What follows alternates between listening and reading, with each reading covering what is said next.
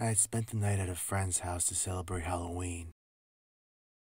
There were Jolly Rancher shots, some s'mores made as an appetizer, pizza, and tons of beer.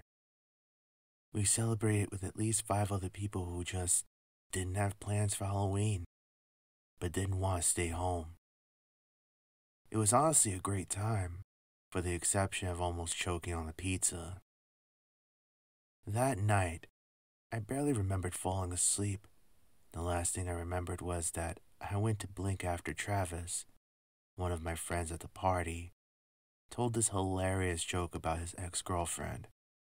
She really was a horrible person that only wanted him to get to his friends. So, the fact that he told us hilarious jokes about how much of a bullet he dodged not only made us laugh, but made us happy for him that he was finally getting over her. I was in a deep sleep on what I thought was the couch.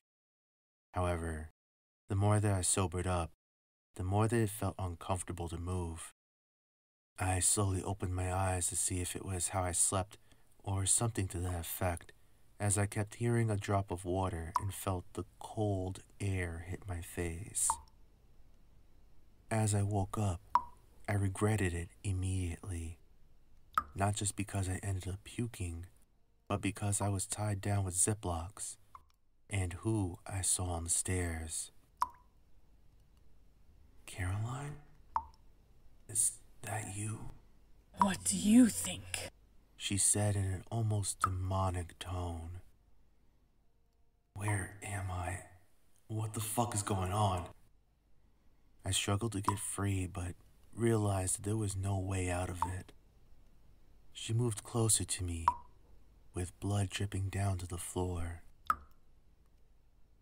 You ran me over, Jack. You then tried to bullshit that you weren't on the road that night. The courts might believe you, but... She said, wagging her finger that had maggots crawling throughout it and other parts of her body. You and I both know what happened. What really happened? She said in an aggressive, demonic tone. At this point, I could smell rotting meat coming from her decaying corpse. Please, it was a mistake. Oh, a mistake. You failing to accept being dumped, or drinking so much that you thought it would be hilarious to hit me with your shitty car, or perhaps burying me alive in some field and then pretending it never happened was the mistake? Personally, all 3 seem to be your last mistake. She looked at me with her once beautiful, seductive eyes as her corpse sat on my lap. The fear that surged throughout my body was paralyzing, but not enough to ignore the pain of her sharp, jagged teeth that quickly dug into my neck as her sharp claws forced their way deep into my arms. I tried to scream for help,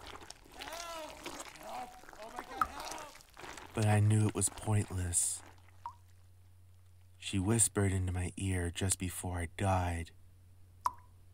You taste as sweet as candy. How fitting on the only night that my soul could gain vengeance. Now, if only your soul didn't taste like shit. And after that, everything went black.